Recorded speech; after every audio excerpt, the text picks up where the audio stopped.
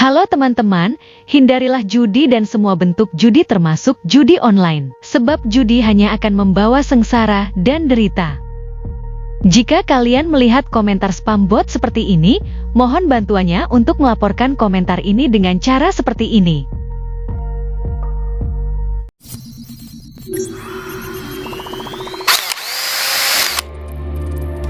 Assalamualaikum warahmatullahi wabarakatuh. Selamat datang kembali di Rio Hotspot Channel. Yuk kita langsung gas aja ya.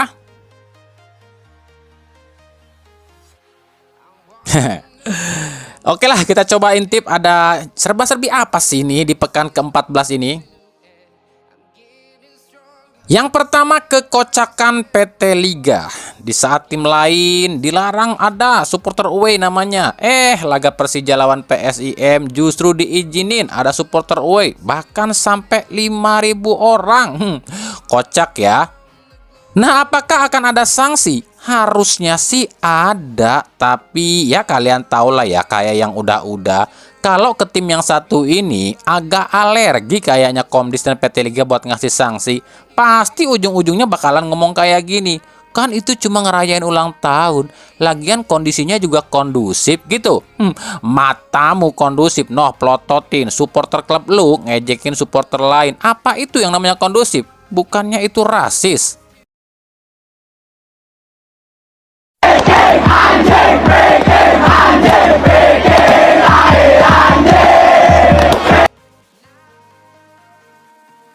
Yang kedua, tumbangnya sang unbeaten 11 laga nggak terkalahkan alias 11 laga menang terus yakni Borneo FC. Tapi justru tumbangnya di kandang sendiri.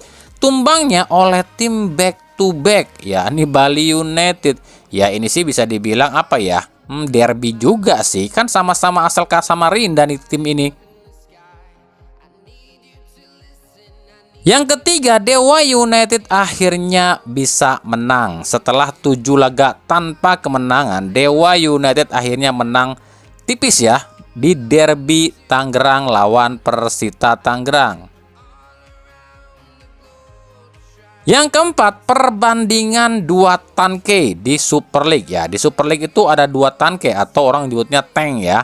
Yang satu Alex Tanke di PSM Makassar yang justru lagi gacor-gacornya nih sekarang.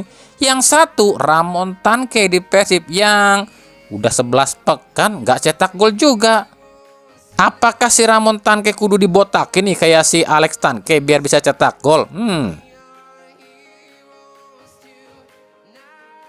Yang kelima, Gervin Kastanir akhirnya bisa cetak 2 gol dalam 1 laga, yakni saat lawan PSM Makassar. Tapi ya emang 2 gol ini serasa hampa kali ya, sebab di penghujung pertandingan Persis Solo justru kebobolan dan akhirnya gagal raih kemenangan. Yang keenam, Ong Kim Sue jadi pelatih ke-6 yang gugur di BRI Super League 2025-2026. Uniknya, usai OKS ini lengser, Kediri justru menang 2-1 atas Semen Padang. Nah, pengganti OKS katanya sih dia adalah Marcos Rena, pelatih yang di awal musim ini diisukan ke Persijap Jepara.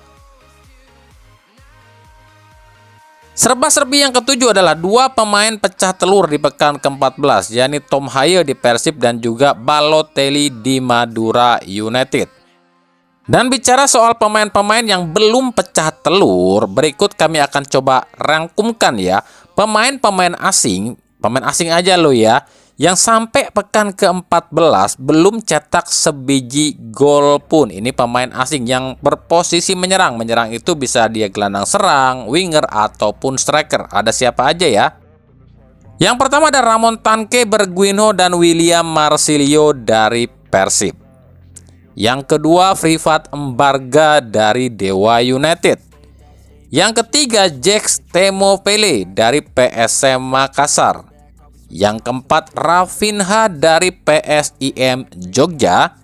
Yang kelima, Dejan Tumbas dan Diego Mauricio dari Persebaya. Yang keenam, Saineder Borjelin, Stepan Plazonsa dan juga Andreas Nieto dari Bayangkara FC.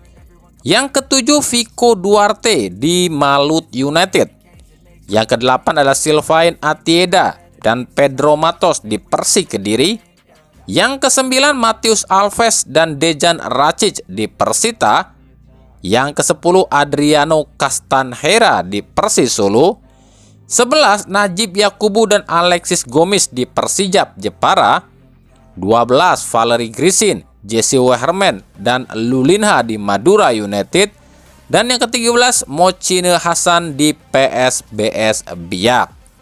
Itu tadi ya pemain-pemain asing yang berposisi menyerang. Menyerang itu bisa gelandang serang, winger ataupun striker yang belum bisa cetak gol hingga pekan ke-14. Nah, kita akan menantikan nih, apakah di pekan-pekan selanjutnya akan ada perubahan atau justru pemain-pemain tadi dilepas di paruh musim.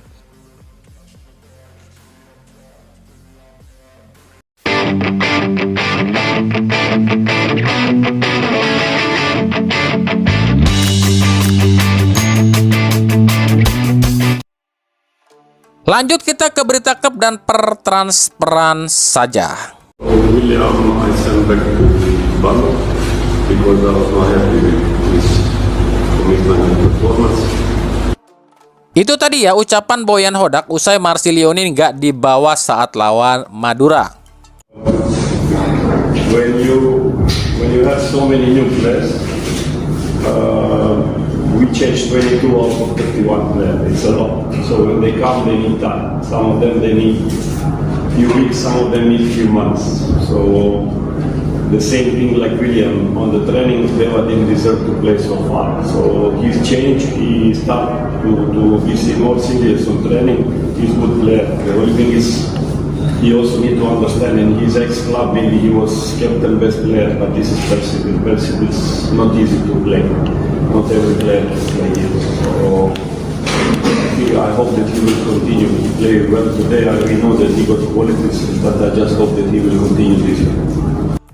Nah itu tadi ucapan Hodak usai lawan Madura. Jadi sini udah kelihatan ya, kalau yang namanya Marsilio ini memang kemungkinan besar akan dicoret. Dan katanya sih udah ada nih tim yang mau menampung William Marsilio. Tim mana tuh ya? Yang nggak jauh-jauh dari Persib juga sih katanya. Ya bisa tim rival atau mungkin tim dekatnya Persib kali. Nah lalu siapa dua lagi? Kan katanya akan ada 3 pemain asing yang dicoret. Emang udah pasti bang? Kayaknya sih udah. Info dari A1-nya Persib sih ngomongnya sih 3 pemain asing yang dicoret. Salah satunya mungkin William Marsilio. Tapi yang 2 mungkin kami pun nggak tahu ya. Kurang jelas juga sih informasinya. Mungkin antara Adam Zibek dan Ramon Tanke, atau mungkin Adam Zibek dan Berguino ya. Kita nggak tahu. Tunggu aja deh pengumuman resminya dari pihak Persib. Lalu bagaimana dengan pemain yang masuk? Joy Pelupesi udah 90% masuk ke Persib ya. 90% ini artinya sudah ada kesepakatan. Tinggal tunggu si pemainnya datang dan tanda tangan kontrak. Itu artinya 90% ya. Tapi ya baru itulah yang udah 90%. Untuk yang lainnya sih katanya sih masih sebatas rumor, termasuk Mauro Zylstra. Kemarin kan Zylstra bilang nih, malah katanya pengennya bertahan di Volendam. Untuk Ole Romeni, Asnawi, Ivar Jenner, Mauro, dan juga Marcelino, Ragnar, dan lain-lain termasuk Miliano Jonathan itu baru sebatas rumor. Kita tunggu aja di bulan Desember nih. Karena kan mulainya mungkin akan geraknya di bulan Desember. Apakah statusnya akan berubah dari rumor menjadi deal atau jadi don't deal? Kita kan nggak tahu, cuma mereka yang tahu. Terus yang udah pasti apa dong kalau gitu bang? Kan semuanya belum pasti nih kecuali Joy Pelupesi. Yang udah pasti itu adalah kalau misalnya Persib ngelepas 3 pemain asing, otomatis Persib akan datangin 3 pemain asing baru. Itu udah pasti dong. Lepas 3 pasti datang 3, itu yang udah pasti. Terus siapa 3 pemain asing tersebut? Untuk saat ini kami belum bisa spill. Kenapa belum bisa spill? Karena proses seleksinya masih cukup alot, masih panjang. Jadi kami nggak bisa sebutin dulu nih siapa yang udah pasti kemungkinan akan dipilih. Karena kan pilih ini dipilih gitu kan, belum tentu kan. Oh tadinya si Anu tiba-tiba berubah jadi si Anu. Kan itu bisa aja tergantung pelatih juga kan. Jadi nanti kalau misalnya udah deket-deket, seandainya udah negosiasi, udah deal deh, baru kami spill. Apakah ada bintang dunia yang akan masuk ke Persib? Kayaknya sih ada, tapi itu baru kayaknya loh ya. Bisa iya, bisa enggak. Karena dalam nama-nama yang diseleksi ada bintang dunia juga. Siapa ya? Nanti akan aja deh. Nanti kalau udah misalnya dekat-dekat bursa transfer baru kita spill.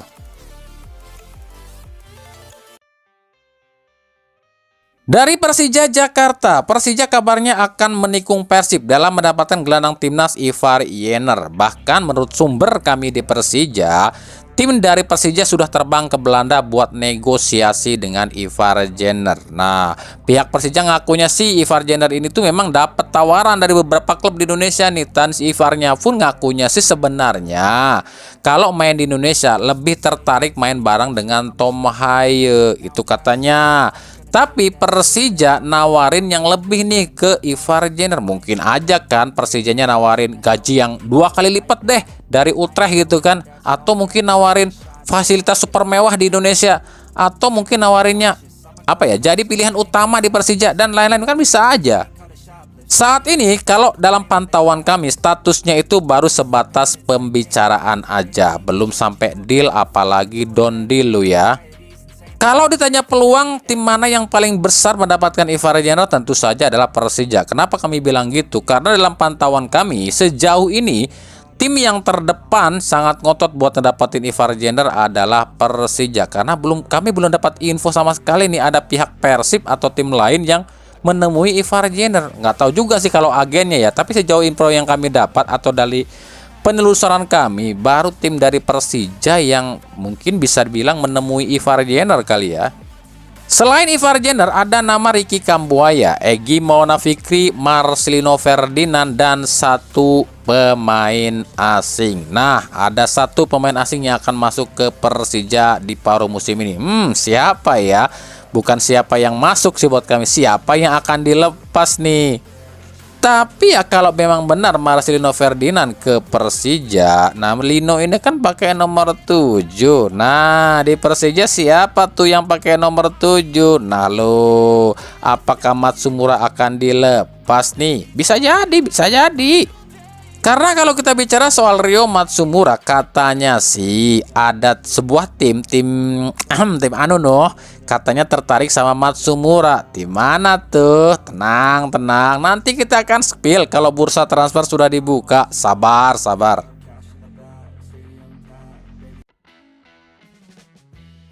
Dari Persebaya, Bernardo Tavares gagal nih ke Persebaya. Nggak tahu juga sih, tapi hal ini tuh disampaikan langsung nih sama agennya Bernardo Tavares. Siapa namanya? Azmi Ponti ya. Nah, kata si Ponti ini bilang Tavares saat ini tuh belum negosiasi dengan klub manapun lo ya. Saat ini Tavares masih di Portugal. Tapi kan itu seminggu yang lalu dia ngomong. Siapa tahu kan minggu ini udah berubah. Ditambah ada isu katanya Persebaya akan datangkan satu pemain asing dan dia adalah Everton Nascimento. Sementara kita tahu Everton Nascimento ini salah satu anak kesayangan Tavares ketika di PSM Makassar. Nah lo, apakah ini kode?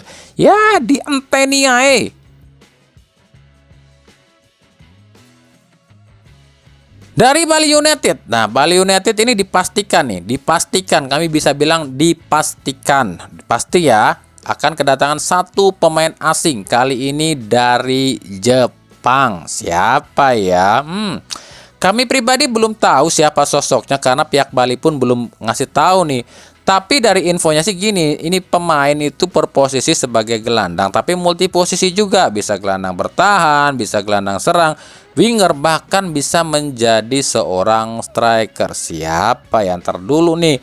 Dalam penelusuran kami itu ada beberapa nama yang memang ada hubungannya dengan Bali United seperti Ryoya Tamiguchi, ada Koya Kazama, ada Saiga Sumi, ada juga Masahino Sugito dan lain-lain ya. Tapi nggak tahu deh yang mana nih yang akan dipilih ya. Kita tunggu aja deh. Sama halnya dengan Semen Padang. Minggu ini katanya Semen Padang akan kedatangan 4 pemain asing baru. Katanya sih 4 pemain asing ini belum pernah main di Indonesia. Untuk nama-namanya sendiri, pihak Semen Padang belum bisa menyebutkan, bahkan bilangnya jangan disebutin dulu karena ini kan baru sebatas pendekatan atau negosiasi, tunggu aja di minggu depan katanya. Wah, rame juga nih kayaknya nih.